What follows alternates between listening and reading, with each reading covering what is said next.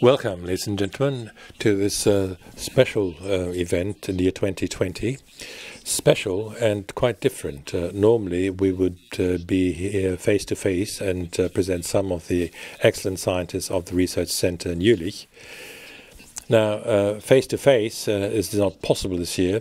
Nevertheless, scientists will be brought very close to you, close and digital.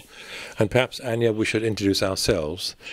Yes, next to me is Jan-Martin Viada, journalist for science and education, blogger and facilitator. And he also used to be the communications director of the Helmholtz Association. And my honor is to be with Anja Fairfort, a natural scientist, facilitator, and she particularly likes to look after junior scientists. And before we start, some information on the research center in Jülich, at whose main gate we are. It's one of the biggest in Europe, established in 1956. 2.2 square meters in size, 10 institutions, 1 project sponsor. 2,471 scientists do research in the fields of energy, information and bioeconomy. 608 PhD students and 654 visiting scientists from 59 countries are here. More than 6,500 people work on the premises of the research center, and some of them in the next 1.5 hours you'll meet. The common theme today will be their common work on a solution to structural change in the Rhineland lignite mining region. Well, let's start, and you'll have your first appearance in a moment. Yes, I have to take off. See you then. Now, this will be exciting this evening tonight. Let's see what we can learn about research for and in the region. Let's see.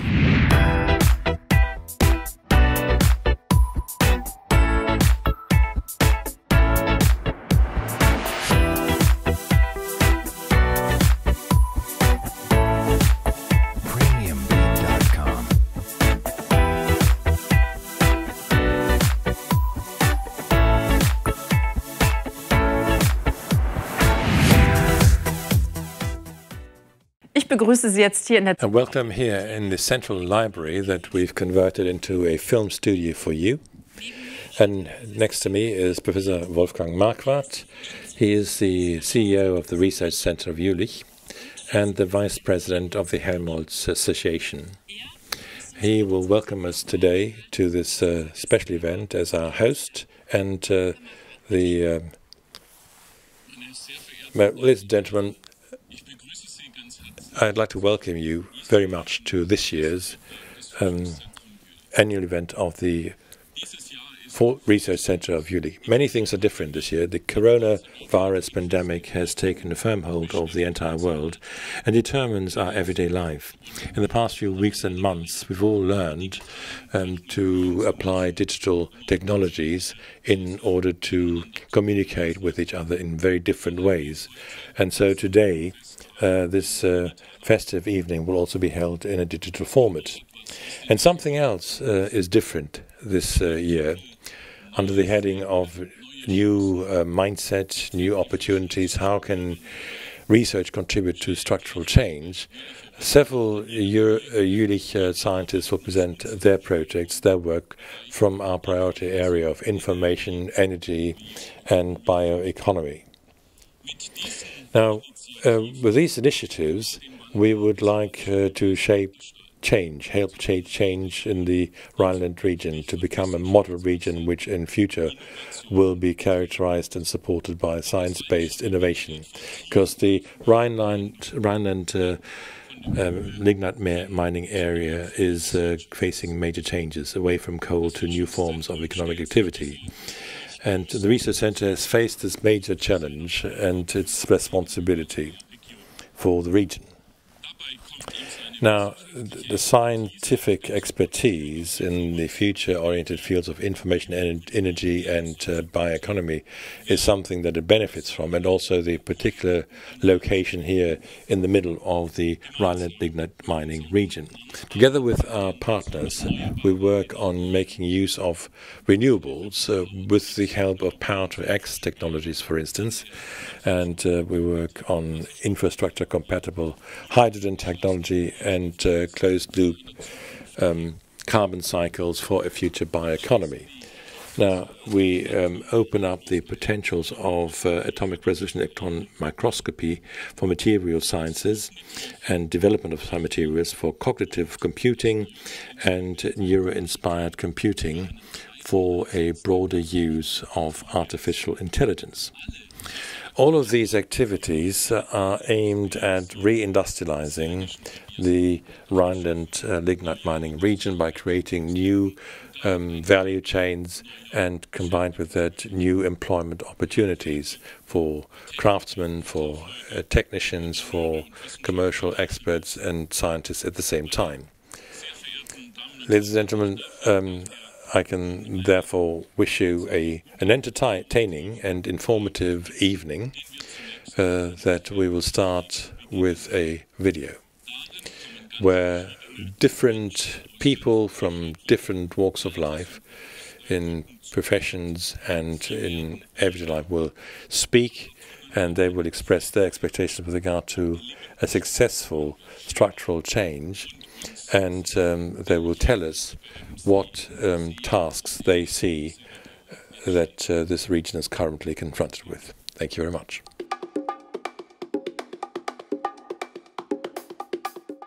Well, phasing out lignite is happening faster than we thought, and we have to react quicker than we thought and have to create employment, but against the background of energy transition and energy storage. And that's why I decided years ago to plan the Brain Energy Park, a unique European project that is a combination of the best minds, but the best minds also need people at standard machines, for instance, carpenters and locksmiths, and that's what we combine at the Brain Energy Park. So research, technology and working with your hands. The background is there. We get a lot of support from federal and the regional government, but still we need to implement the whole project. I often hear old people say, now what about us? What will happen to us and all that? Now that's exactly the point. Elderly people, through the challenges that we have, will become young again. They can participate, for instance, now shaping or reshaping the Schlossplatz and the new marketplace design. All that is part and parcel of it. We need money for that, and we need, for instance, at the top, settlement of companies, and that's what all is part of it. And young and old is belongs together anyway. Well, structural change or change is always transformation. Which creates the impression that you don't know which way these things will go, so it'll create uncertainty. We're here in this area where we have very fertile soil, and it's important for us that this will continue to be an important point, and that structural change will not lead to a situation where we'll have the loss of the area through Rhine-Brown. Will be added that we'll have industrial sites and construction sites and other things. Now, we have a lot of space at our disposal in the future. Our generation can shape this area. We can use it. We can determine what it's going to look like. And with environmental protection and innovation, I think we can achieve a lot. We need to make sure how the colleagues that depend on RWE, how they can be taken on board in change, modernization and technology. All this is already deeply ingrained and will become more important in the future. And our children will also be raised in a way that they grow up with technology, and that's important for the future. We all must use this opportunity for the future to do something big. Well, I'm not thinking that far into the future. I think it's a nice place to live. I think you can still change a lot. You can.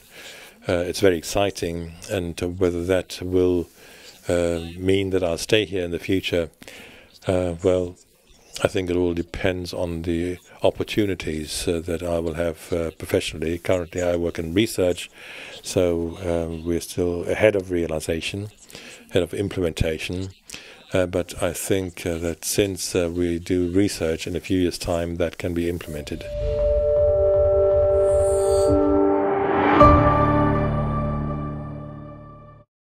Voices of people from the region, ladies and gentlemen, a region in change, in transformation, and science wants to participate in shaping this change. But what does that mean in practice?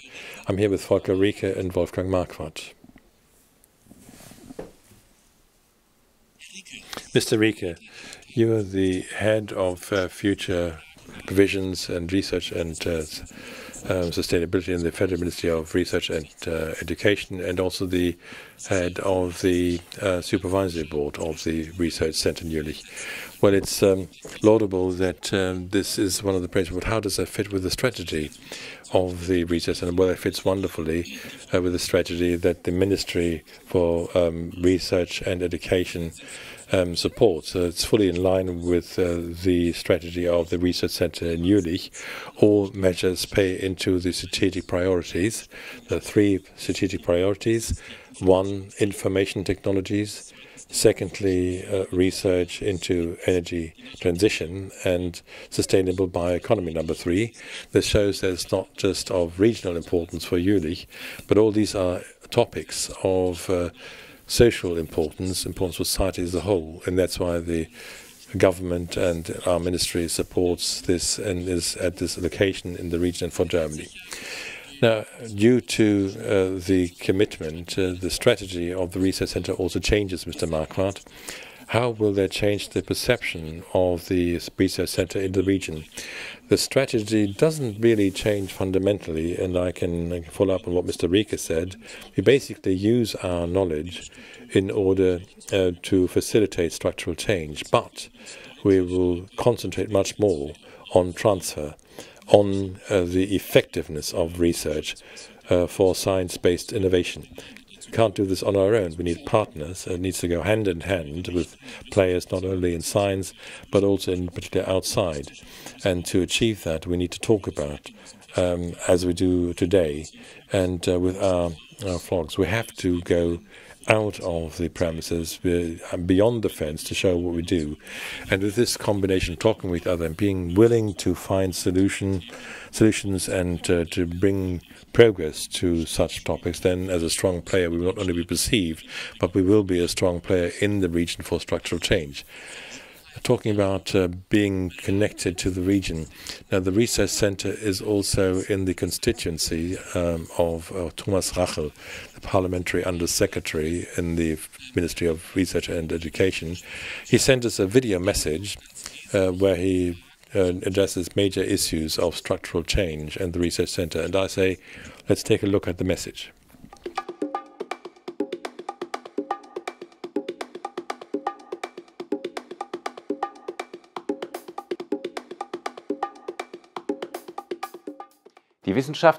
Science is a key factor for structural change. As Ministry of Education and Research, we know that only if research, innovation and education is strengthened can structures be successfully and sustainably be changed. In every region there are different scientific but also economic and social potentials for innovation. For the Rhineland lignite-mining region, this applies, for instance, with regard to energy, industry and agriculture, but also for other fields of topics. Now here, science can become an innovation driver. With the Research Centre in Jülich, we are very well positioned for that purpose. But we also need to be successful in translating research findings into practice through joint projects with companies, the establishment of startups, or personnel transfer.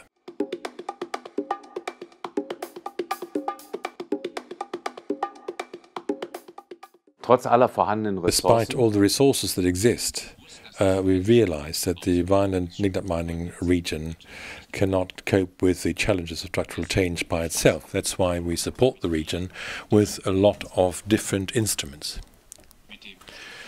With the Structure Enhancement Act for the coal region, the German government till 2038 makes available funding for supporting growth in the Rhineland region. A total of 14.8 billion euros are made available. And among other things, 5 of the projects that will be presented here today will be funded from that source. And from the immediate action program for the coal region, as the ministry will also support projects until 2021 with a volume of 100 million euros. In addition, we support the program Family Innovation, Structural Change, several regional alliances that are aimed at a structural change, innovation-based, in the Aachen region. The Federal Ministry of Research supports regions in their structural change in the entire country. This includes the lignite mining regions in East and West Germany, industrial characterized regions, but also rural regions. All of them have the difficult challenge to master, but also the great opportunity to reinvent themselves. Now, if they can succeed in doing that, then nationally, internationally, they will become competitive. They will have high qualitative jobs in future industries, and for young people, they will be attractive. And for that, we need courageous and visionary people who want to move things. And it also needs the right funding instruments, which we make available as the ministry in a sustainable and reliable manner.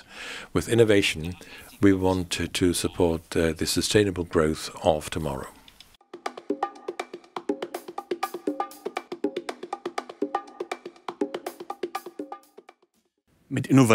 Using innovation to develop sustainable growth of tomorrow.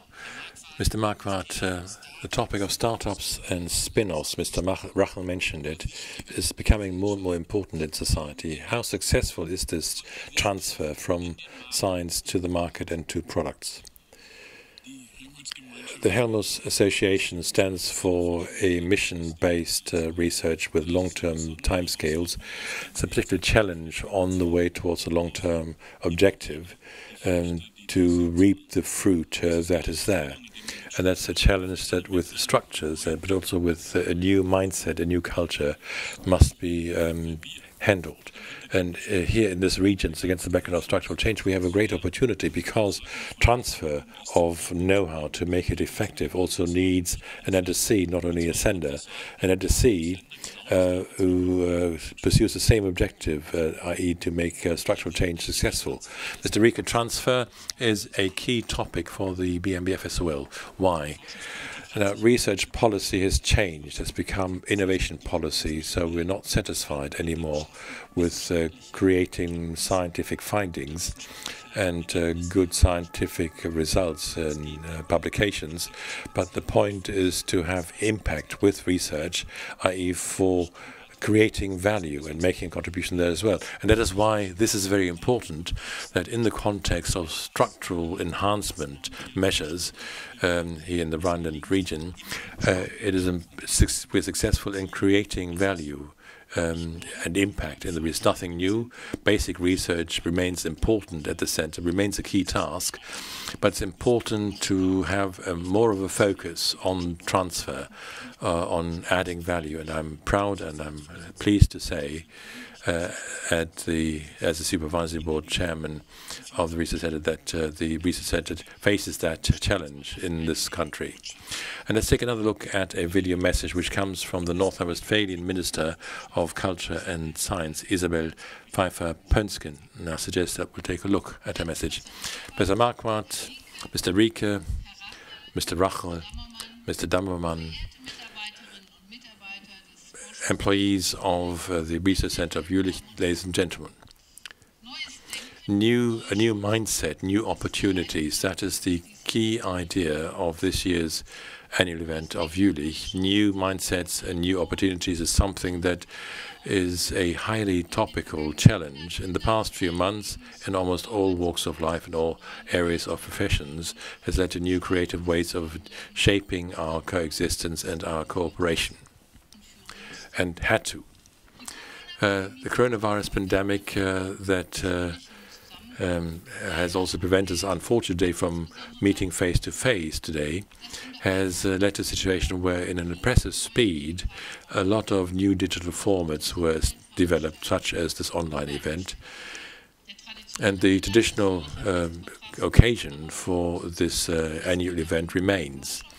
The importance is to present the research of the research center and to give impetus for society. The Rhineland lignite mining area and the region of North Rhine-Westphalia are faced with major challenges. The phase out of lignite And the use of lignite for electricity generation is associated with a lot of changes for people in this region. Research in the research center is of immediate practical application and key importance to address change. In August this year, the Structure Enhancement Act entered into force, and with that act, the legal environment has also been created to facilitate structural change in the region and to shape it. Now, it's important to position the region in such a way that attractive life can develop, and elements of structural and cultural promotion, and in particular promotion of science, education and skilling structures needs to be combined. And the involvement of the research center with the immediate action program shows how much the center is committed to the people in the region. It also shows the potential in the region that can be developed if science and society as well as industry form networks. In particular with topics such as hydrogen, power to X and bioeconomy, the research center builds a bridge with the region that energy industry is characterized by energy industry and energy-intensive industries, and that shows fields that can drive forward structural change considerably. And later on, you'll hear more about this. And in addition, 3 future-oriented projects will be presented that show that technological innovation is always something that plays an important role in shaping the regional future. Innovation often is at the beginning of structural change as a process, and cognitive computing, neuromorphous computing, and electron microscopy can be the nucleus for adding value in the region. I wish all of those involved a lot of success, and I thank you very much indeed for your dedication in the year 2020 in this very difficult year. And I wish in particular that hopefully at the next annual event in Jülich we can be together again as we used to before, during and after as we used to last year. Have an interesting event. Thank you.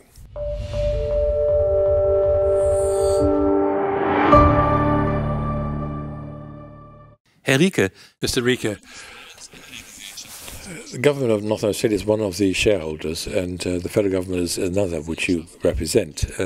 Why is structural change so important for the shareholders in the research center of Jülich? Innovation is important to add value for the region and for structural change, to be able to shape it properly and successfully. So what's happening here is a showcase for what science and research can do. Scientific innovation will play an important role and make a major contribution towards maintaining our welfare in this country, and also the way in which we want to live in this country, adding value, securing the well-being, but also through contributions to coping with challenges will help us live better and good in the future. Mr. Rachel in his message talked about courageous and visionary people who want to move things. How important is that for the employees in the research center? How important is the scientific contribution to structural change? Well, a large part of our employees live here locally, directly in the region.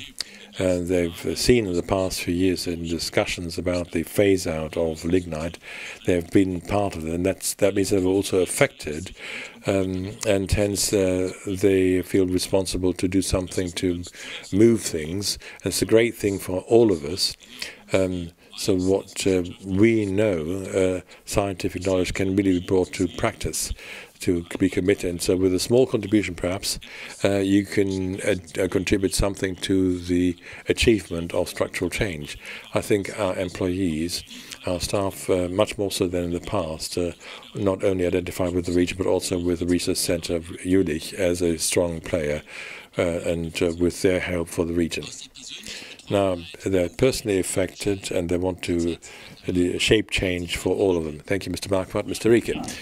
Now then, I'd say then we will start, ladies and gentlemen, with the presentations and the first big block of topics. And Anja Vervoorts will tell us what this is all about. Anja, go ahead. Yeah, Martin, I'll be happy to. In our first topic, we'll deal with sustainable business practices and energy production in the Rhineland region. If that was too fast, you can take a look at this in the following video. And for that purpose, several scientists in the Research Center of Jülich were asked the same question. What for successful structural change in the Rhineland lignite mining area would be missing if your research didn't exist? With INU, we want to use the potential of power to X in sector coupling. And in the Rhineland region, we want to achieve a transformation to a carbon neutral and sustainable system. So with our partners from the Rhineland region, we want to create green materials and platform chemicals, and hence create future-oriented jobs. If the chemical industry, with Power to X and our project INU, can be brought to and converted into sustainable industry, then we can create future-oriented jobs. We have a lot of materials that we can use to turn into industrial products, for instance, from wood, but also in agriculture. So we need bio-based materials that can be sustainably produced and applied. And to convert biomass, we need energy. So, for instance, we're here in the paper museum. For the paper making industry, we need energy. And we have a science center that brings many scientists together, but also agriculture. Many colleagues and partners in the industry. We cooperate with mayors and special purpose associations, and also representatives of civil society, so that we can feedback with citizens at an early point in time. Now, the Helmholtz cluster for sustainable infrastructure compatible hydrogen economy was proposed to policymakers. It's designed to turn the Rhineland region into a unique demonstration region for hydrogen technology. In our case, the chemically bonded hydrogen will be used in closed-loop storage cycles, so that the energy can be exported and can make a major contribution towards carbon emission reduction.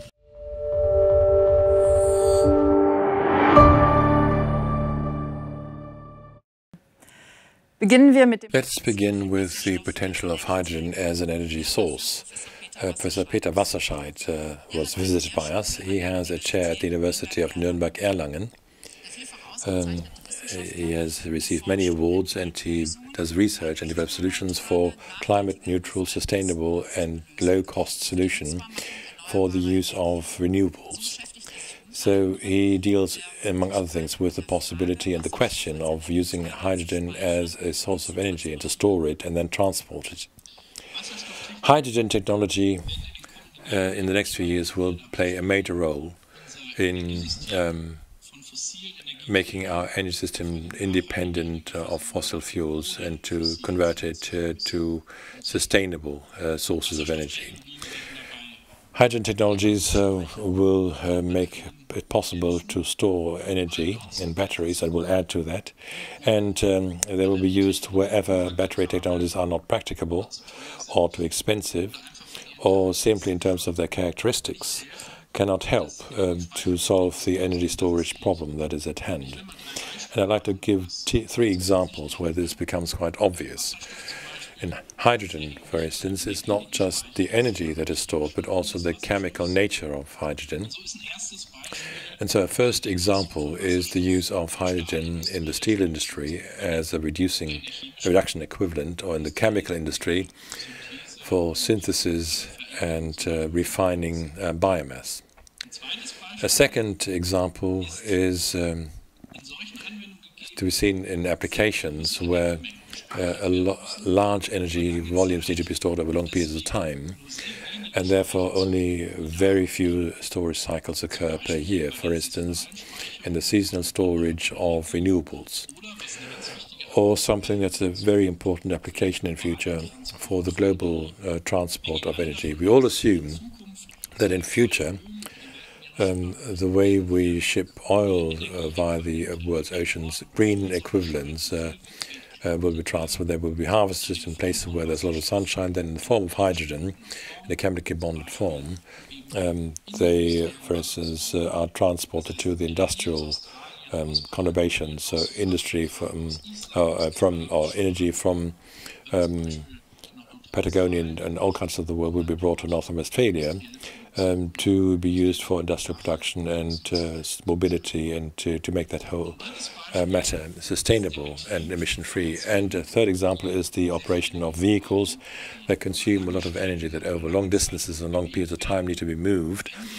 Now, if these vehicles can be globally and locally made emission-free, then we need hydrogen technologies, and examples will be inland waterways, ocean-going ships in the future, trains, trucks, construction engines, and delivery transport, but also large passenger cars traveling long distances and not making too many breaks. Now, what's very important if hydrogen technologies are to be brought to a breakthrough is that we need to understand this can only function in value chains. We need somebody who produces sustainable hydrogen and transports the hydrogen, then brings it to the customer, so logistics.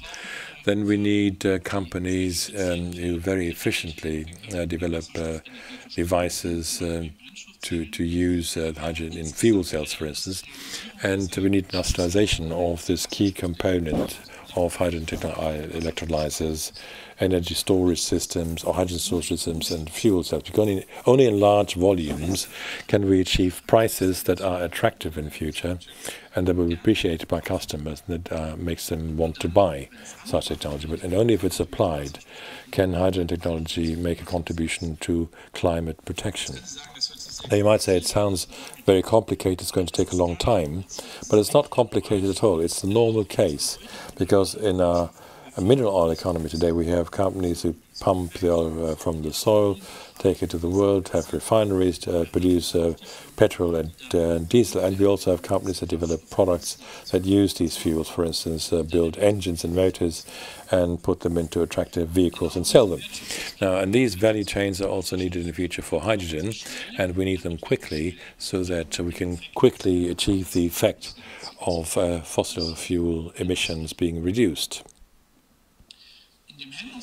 In the Helmholtz cluster for sustainable and infrastructure-compatible hydrogen economy, we want to set a focus on hydrogen logistics, but we also look at the value chain and the neighboring areas, but the focus is on hydrogen logistics, and we're convinced that future hydrogen applications will very much benefit if it succeeds, in having hydrogen in a chemically bound form, because then in a proper form, a suitable form, the logistics and the infrastructure of liquid fuels, the way they exist everywhere in the world, can be used, i.e. tankers, tank ships, tank farms, service stations, and the entire logistics change, tank trucks, all that is connected with that. And if we are able to handle hydrogen in this infrastructure, then we can be much faster and develop a hydrogen economy worldwide, and much faster can we then, on a large scale, apply hydrogen. And of course, if it's on a large scale, if volumes become larger and if used worldwide, then these are interesting markets for future business activities of companies, and that is exactly what we want to develop. We use for that purpose the so-called LOHC technology, which stands for Liquid Organic Hydrogen Carrier, LOHC. So the hydrogen is bound to a liquid gel, a carrier molecule in this form, a high-energy carrier. It is then handled in the infrastructure of hydrogen. The customer who buys this molecule usually releases the hydrogen, then transforms only the hydrogen into electricity to generate electricity, and in particular, and to drive a vehicle. Now, this technology is something that in the Helmholtz cluster we want to use together with other technologies of chemical energy storage, and we want to scale it. We want to make use of the innovation potential that is identifiable, and in particular industrial activities are to be stimulated that develop this and adjacent technologies to propose and offer products to be used in Germany, Europe, and all over the world. And that's why this concept of the Helmholtz cluster that we have proposed to policymakers includes as a key element a demonstration region. And this demonstration region is a number of 10 to 12 large-scale demonstrators that interact in the region and that use hydrogen and charge it to these molecules and then remove it elsewhere for the energy use in stationary or mobile systems. Now, these activities will not be carried out and developed within the premises of Jülich. We want to deliberately go out into the region. We want citizens of the region to support us on our way towards developing sustainable and innovative hydrogen technologies, and the companies of the regions are to be addressed to participate in these demonstrations. But we also want to attract new companies to participate in this demonstration project, and we want to use that and find that exciting for their business models.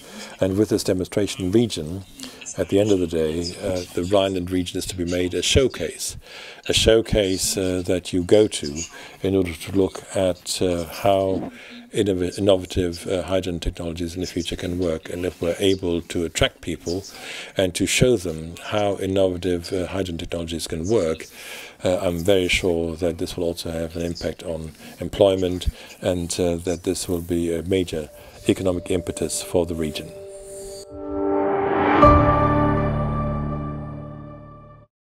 Ja, nachdem wir nun von Professor Wasserscheid has told us something about the opportunities associated with hydrogen for energy transition and for structural change in the region.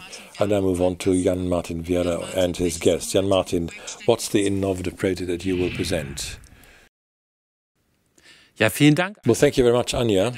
Ladies and gentlemen, if I've learned one thing in my work as a scientific journalist, then it's the fact that scientists like acronyms, and one of these acronyms, what it stands for, is something that we'll now get to know. It's called INU, and the man who tells us what it means is Professor Rüdiger Eichel, director of the Jülich Institute for Climate Research and Basis of Electric Energy. Could you tell us what INU stands for? INU stands for Incubator Sustainable Electrochemical Value Chains. With INU, we want to develop new technologies and bring them into the Rhineland region and help make that region a model region worldwide for climate-neutral industrial processes. And for that purpose, renewable electricity will be harvested and recycled. And how that all works we'll show you by means of a short and small animation. With the transformation of the Rhineland region to a sustainable energy region, renewable electricity will be generated, and that electricity will be used to some extent to transform the mobility sector. So battery and e-mobility is to be facilitated by replacing the combustion engine by an electric motor and driving it by a battery. But we also have to find solutions for the transport sector to make it climate neutral.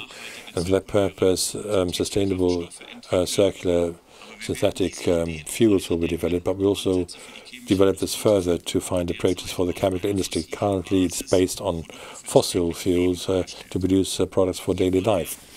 Now, here, alternative carbon sources will be used that will turn carbon sources that are inevitable and use them as a carbon source to add value in a sustainable manner. But we can also ask nature to do part of the work. Biomass as a carbon source and store will be used in order to turn biomass into a recyclable material. And at the end of the life of the products, when we come to incineration, then our processes will be used to transform that into sustainable products so that we'll have closed-loop carbon cycles within the Rhineland region. Now, how can we manage to translate all these topics into practice? In structural change, we have totally new innovation processes, and they need to be so fast that in terms of time they can also make a contribution to the overriding political objectives of the lignite phase-out. And for that purpose, our ideas that we develop in the Research Centre Jülich must, as clever as they may be, that we can, together with industry, translate them into a technological product. And for that purpose, we cooperate along the entire value chain with the most important companies. So we cooperate with companies from the energy sector, we cooperate with companies from the chemical industry, and we also cooperate with the most important technology companies, which, such as the electrolyzers and the new electrochemical approaches, can be scaled and commercialized by them. At first glance, this may sound strange that as a transmission system operator, I deal with power to gas and electricity, but within the energy transition, it's indispensable for us so that renewables that are very volatile, wind and photovoltaic, can be integrated into the system. For that purpose, we need coupling with a hydrogen infrastructure and all the applications, the power to X application. That's exactly that the INU project does. That's the key to the energy transition, so that across the system the energy transformation can be achieved together. The work being done by Forschungszentrum Jülich is extremely important to Covestro. Actually, not only to Covestro, for Germany, but also for the rest of the world. Why is it important? Covestro, as you know, is completely committed to complete circularity. We would like to be fully circular, and that is an ambitious goal. It needs technological solutions, it needs chemical solutions, it of course needs recycling solutions. And the work being done in Forschungszentrum Jülich is one big building block in the whole area of electrochemistry, which will enable companies such as ourselves, Covestro, but also the larger population in Germany and the rest of the world, to go towards this path along with recyclability, along with biochemistry and other such solutions. Die Wasserstoffelektrolyse ist die Hydrogen electrolysis is the key technology that will help to implement the second phase of the energy transition. And the technology is scaled every couple of years by a factor of 10.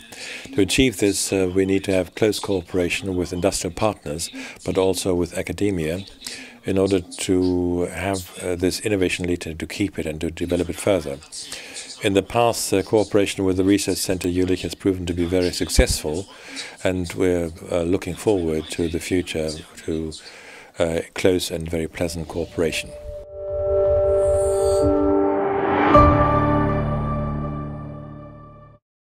Mit den Power-to-X-Technologien. With the Power-to-X technologies that we develop in the context of INU, we have the key technology to couple various sectors with each other. And that, in our view, is exactly a major innovation potential for the Rhineland region, because with this, the most different sectors and companies can be brought together, and hence completely new value chains that are climate neutral can be designed. Thank you very much, Mr. Eichel. Well, it's great that you have so many large-scale projects with big companies. But what about the small and medium-sized enterprises that are also characteristic of the Rhineland region? The Rhineland region, indeed, consists of many small companies which will continue to have carbon emissions. We won't be able to avoid all carbon emission sources. And there's also many small companies that need carbon sources, for instance, the paint industry, the paper-making industry, etc. Our job within INU will be to forge these new alliances, and hence small and effective and climate-neutral value chains can be established in the Rhineland region. And this gives us completely new opportunities. And we also want to make a contribution in this way to making the Rhineland region a model region. And the technologies that we develop here, ideally, if they're successful, can be exported worldwide. There are over 100 coal mining regions, and if we're in the Rhineland region, we're the first to do something like that, we can really play the role of a pioneer. From the Rhineland region, sending it out to the world. Thank you very much, Mr. Eichel. Ladies and gentlemen, and we also go out, I would suggest, to catch some fresh air. Anja led the way, and we now move to the tiny house.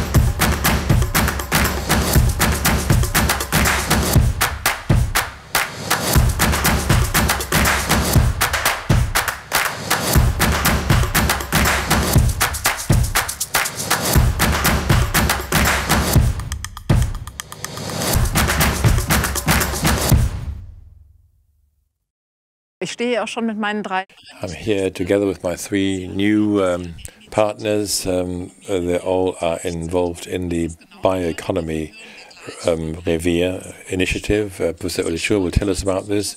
He's a plant researcher, has many years of experience in the field of bioeconomy, and heads the Coordination Center for Bioeconomy Revier Rhineland.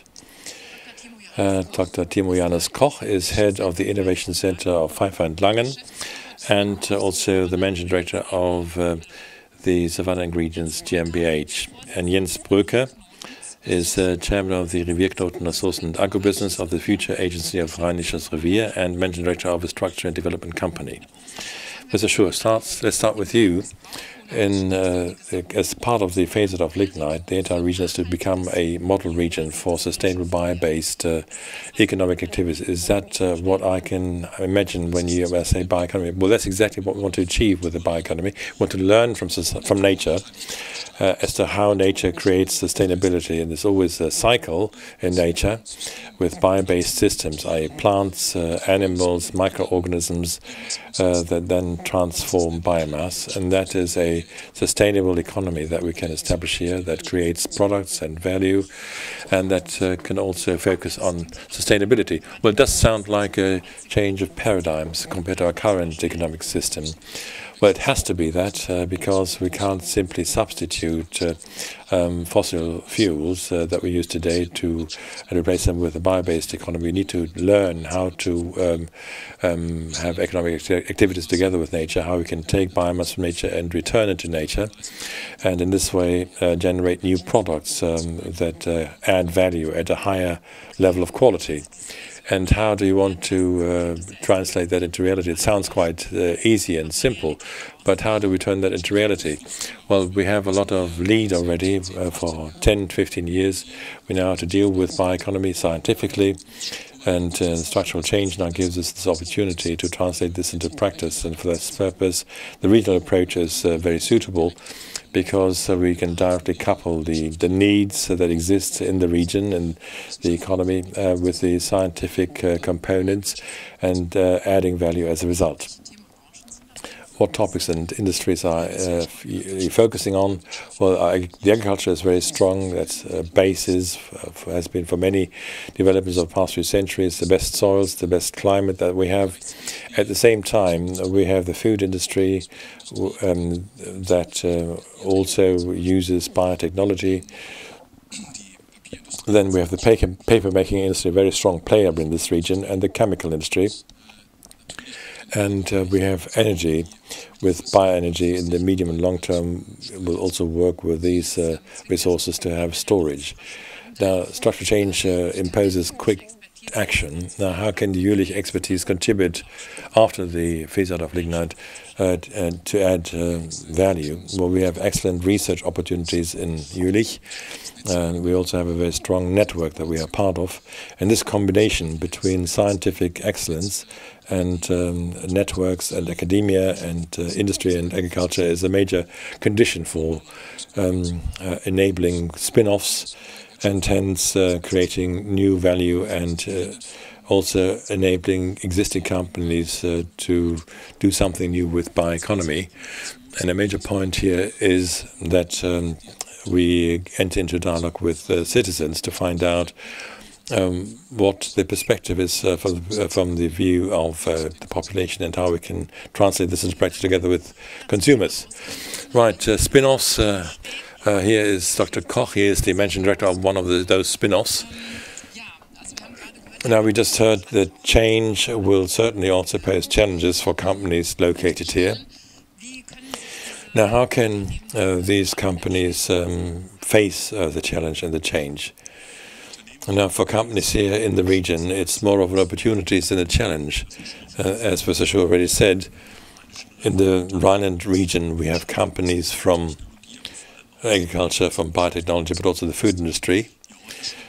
Today, they already have very good access to the market, and based on the ideas produced by research, they need to develop new business models and implement them to market new products. It's a great opportunity, and for the region, it's a good opportunity to drive structural change in the right direction, i.e. creating employment, adding value, and the whole thing in a sustainable manner. Right, thank you very much.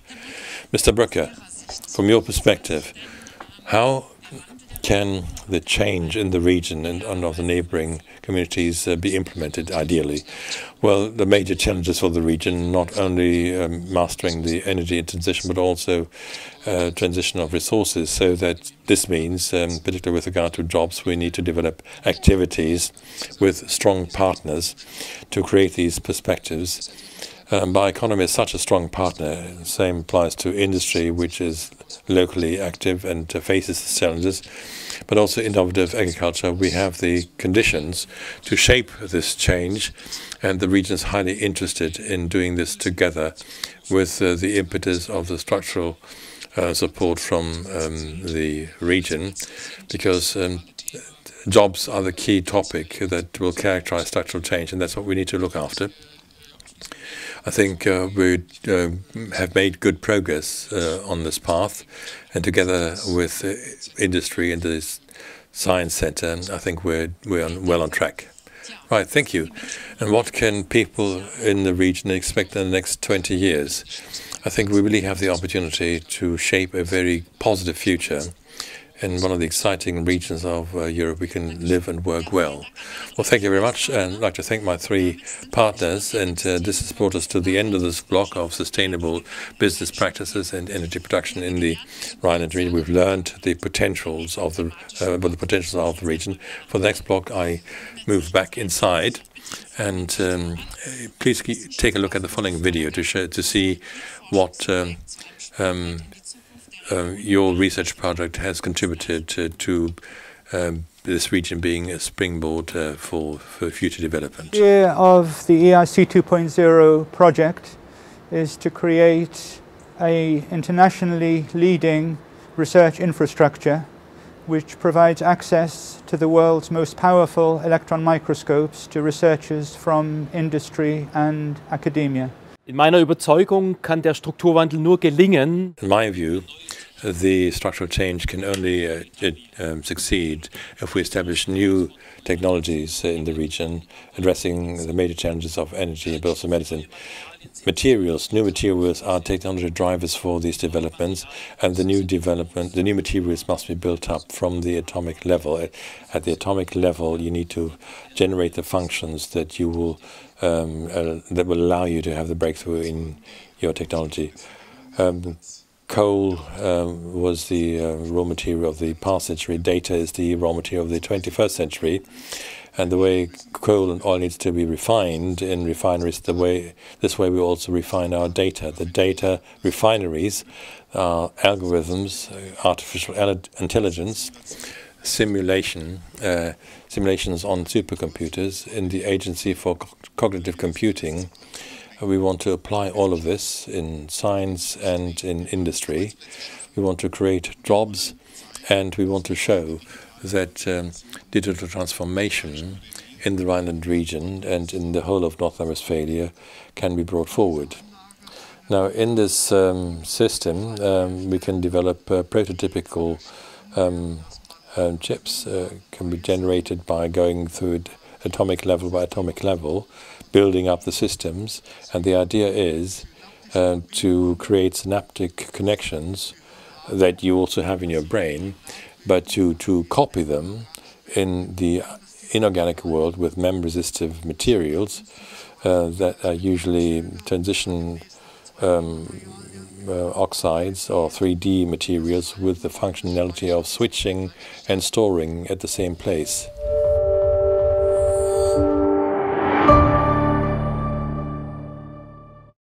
Ja, herzlich willkommen. Welcome to our second topic, springboards for new value creation. And here we will look for ideas in research that could open opportunities for the region. I will speak with Professor Lippert and with Dr. Lintermann. Professor Thomas Lippert is the director of the Jülich Supercomputing Center, and he holds a share at the Goethe University in Frankfurt. His research interests sound like they come from the bridge of enterprise. They include lattice gauge theory, quantum computing, and cluster computing. And Dr. Andreas Lintermann is also from the Jülich Supercomputing Center, also works with supercomputers.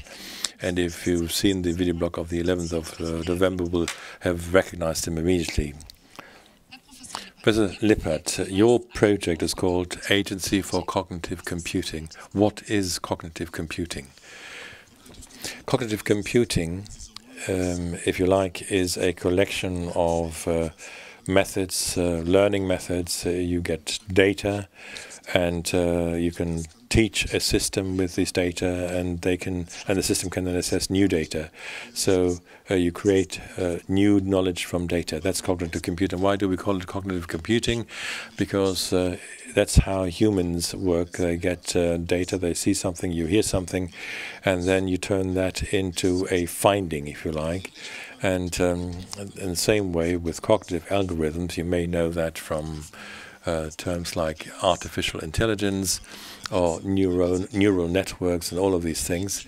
Similar processes are developed where you get data such as an image, and you analyze the image in terms of its content, and in this way raw data are transformed into a higher level of knowledge. That's cognitive computing. But there's also a second aspect to this, which is that we have cognitive capacities in ourselves that are maybe limited in certain cases. The question, can we improve them? And the cognitive processes can do things that we can't do. They can do them much better.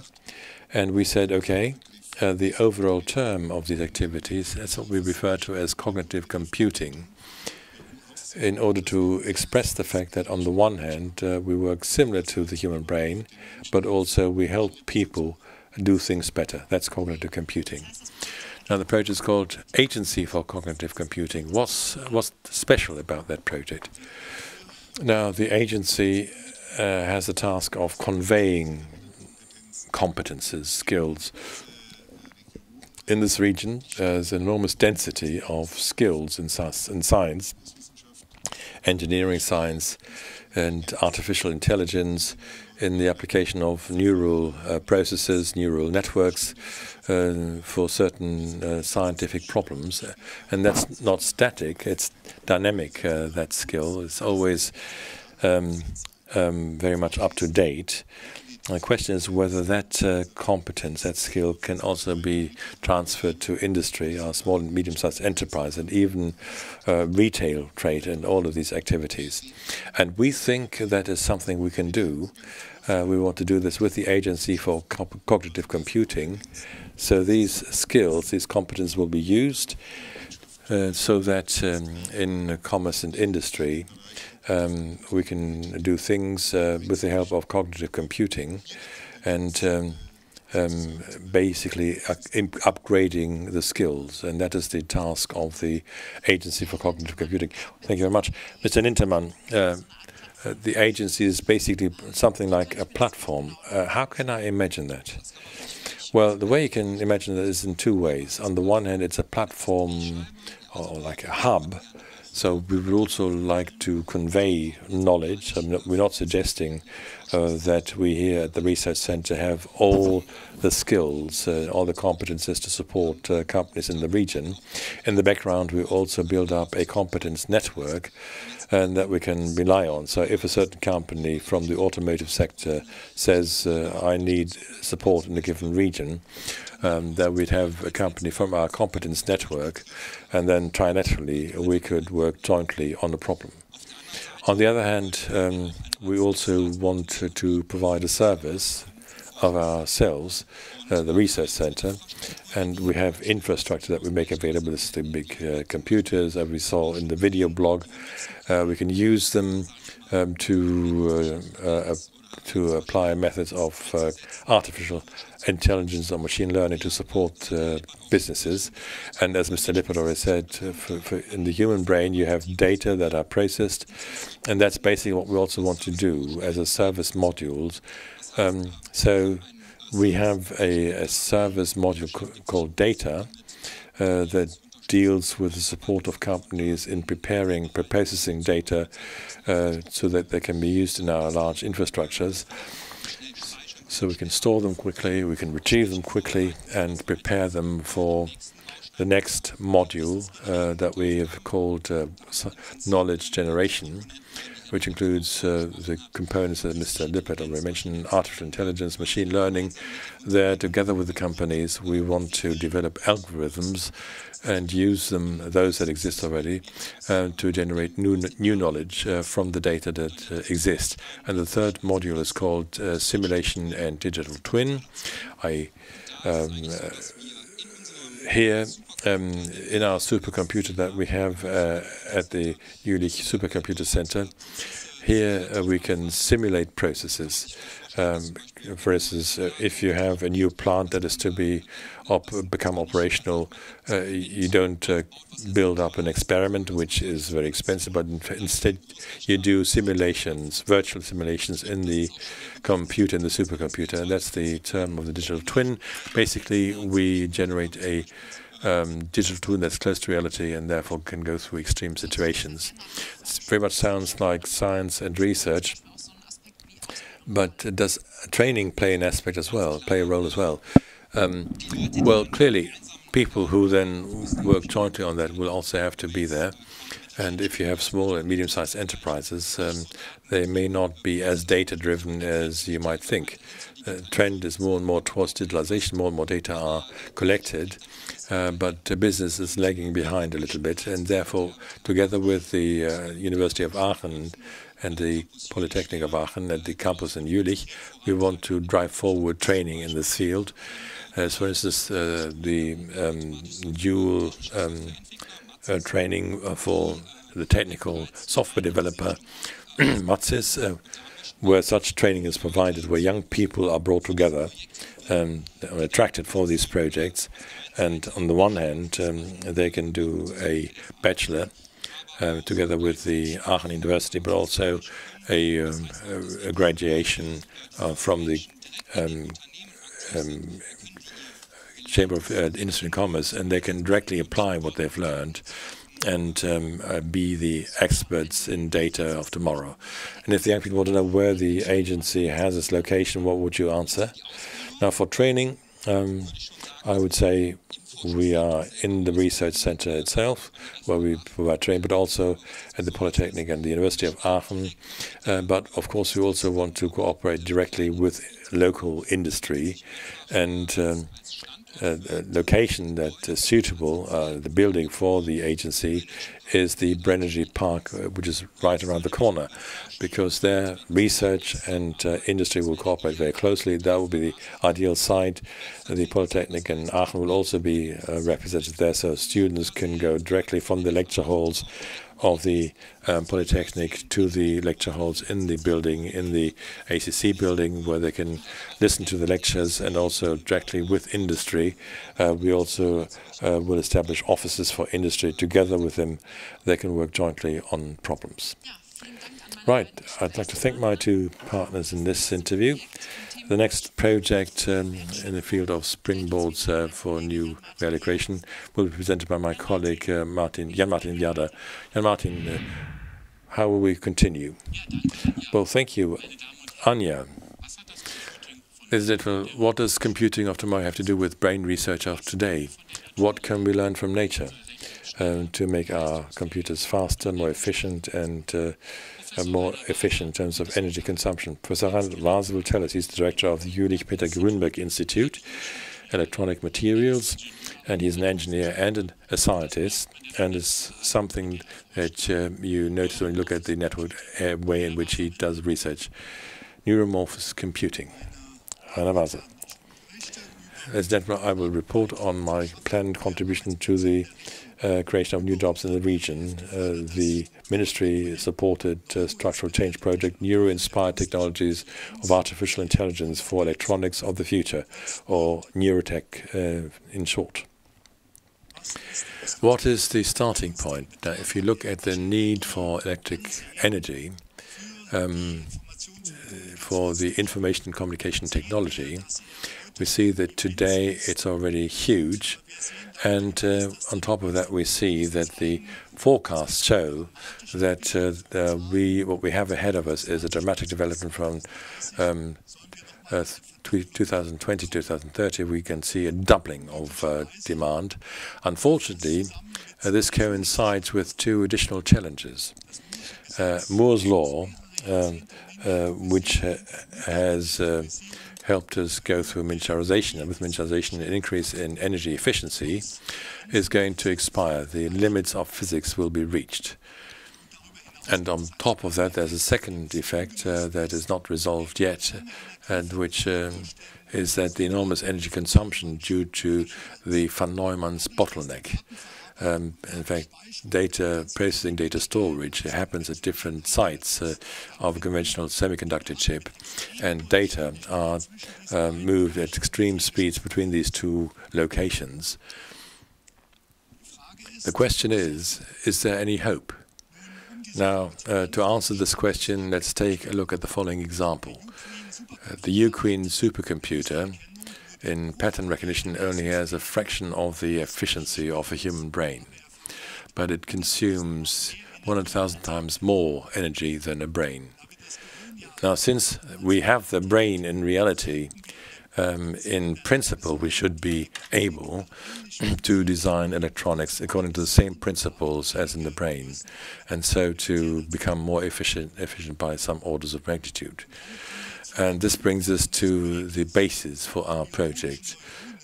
Biologic neurons are the inspiration for the new neuromorphous computing. This is a very simple sketch of two biological neurons and a synaptic connection.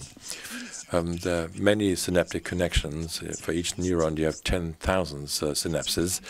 Now, memory-resistive elements based on redox-based materials and phase change materials behave like synaptic weights, and in fact they can set the electric resistance and store it, and that means as a result that you have two directions of development where memory-resistive elements can be used. Artificial neural networks where memory-resistive synapses connect neurons with each other, and computing in memory concepts where computational operations can occur at the same location on the chip as data storage, so the von Neumann bottleneck can be avoided. Now, this brings us to our project, Neurotech, with companies from the region. Surface of Hückelhofen and Extern from Herzogenrath We want to develop technologies with phase change switches and also redox active transitional materials. We want to research into new integration concepts. We want to simulate and model the elements together with a synopsis company in Aachen, and another company is Exact Systems from Aachen. We want to cooperate with them to develop the measuring technology for such materials and to come to concept for neuromorphous circuits. This is to make a contribution to the future of the Rhineland region, to have an ecosystem for neuromorphous computing and to form this here and to have a follow-up project, Neurosys 2, and a future cluster, Neurosys, for the application of artificial intelligence. And across the entire value chain, we can thus strengthen these applications in the regions. Now, the purpose of this is to, in today's information technologies, using microsystems, smartphones, and servers and supercomputers, to create the opportunity for resistive elements as embedded memories, as storage class memories, up to complex neuromorphic systems for the solution of our energy problems in information technology. Thank you very much. Ja, Herr Waser, das war sehr spannend. That was very exciting, Mr. Waser. You said that it's important to get into applications. How long do we have to wait?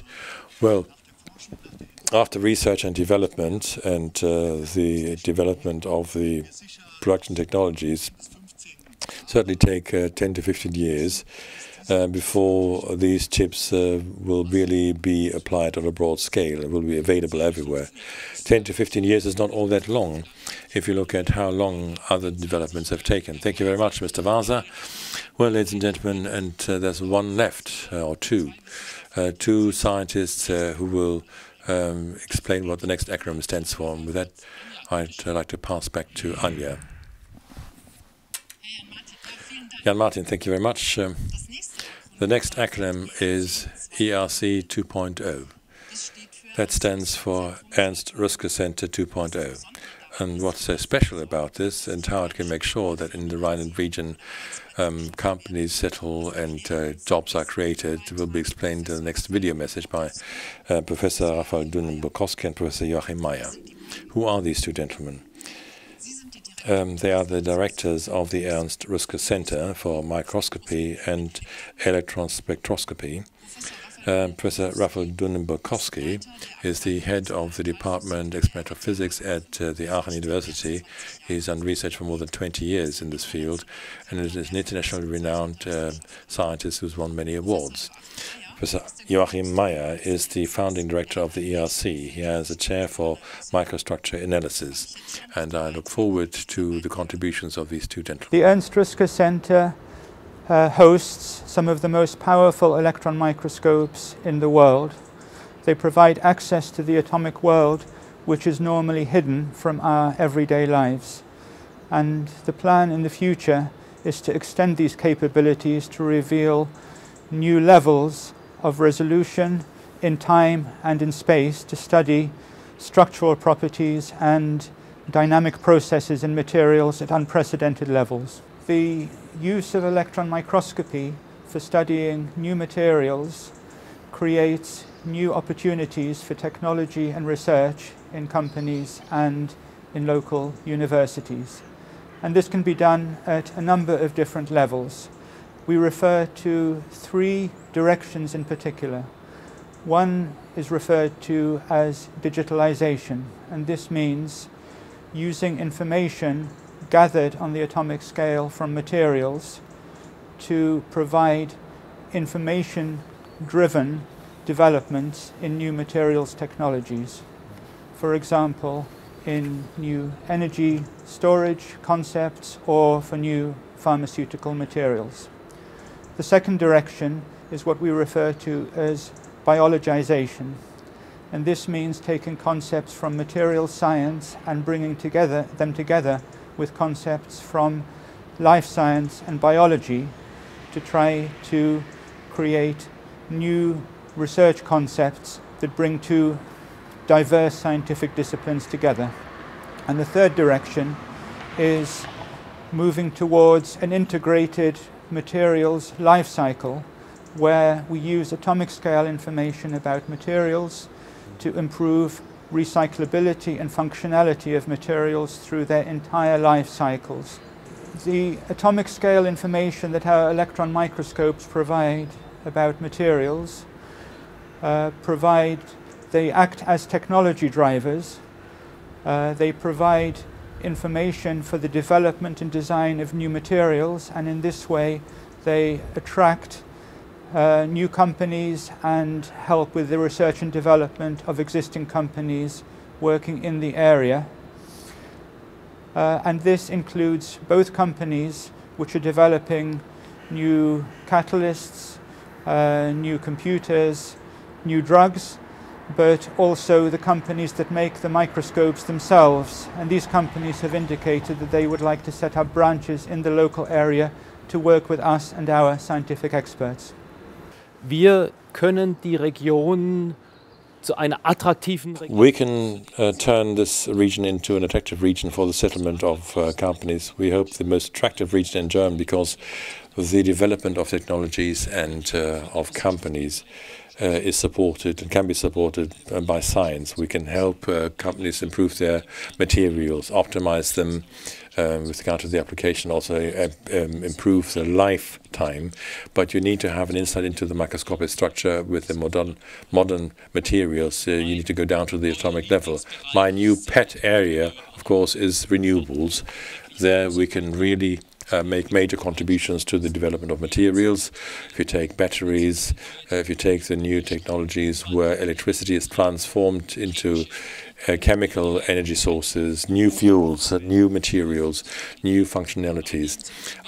But also let's take medicine, new pharmaceuticals, new materials to produce implants with functions, an artificial eye, which is implanted into your retina at microscopic level. You really need to create these structures and be able to understand them and characterize them. But if you also take production technology, additive production, you need to be able to look into materials. You need to be able to understand what happens if these materials are generated with these new technologies. Let's take e-mobility. Here you see the e-car from this region. You need lithium-ion batteries. You see the battery pack. We zoom into it. Batteries are either flat cells or round cells. Here you see a round cell with the electrons. And then we zoom into the internal structure. You see the cathodes, the anodes, that with electronic microscopic methods we can analyze them. You have a particle structure inside you. You see the current collector, and the particular particle structure is hierarchical. We zoom into the inside of the battery. You see cauliflower becomes finer and finer in terms of the structures, so that the lithium ions can dock in the largest surface. And here we use our transmission electron microscope method. The new devices, we zoom down to the atomic structure, and there we can understand why such a battery works. You see the atomic structure of the crystals that take up the lithium ions, very good resolution, and you see the channels into which the lithium ions diffuse. You see green is the lithium ions, relatively large in size, and here in this image you see the channels, and this is what happens when such an e-car really travels on the road.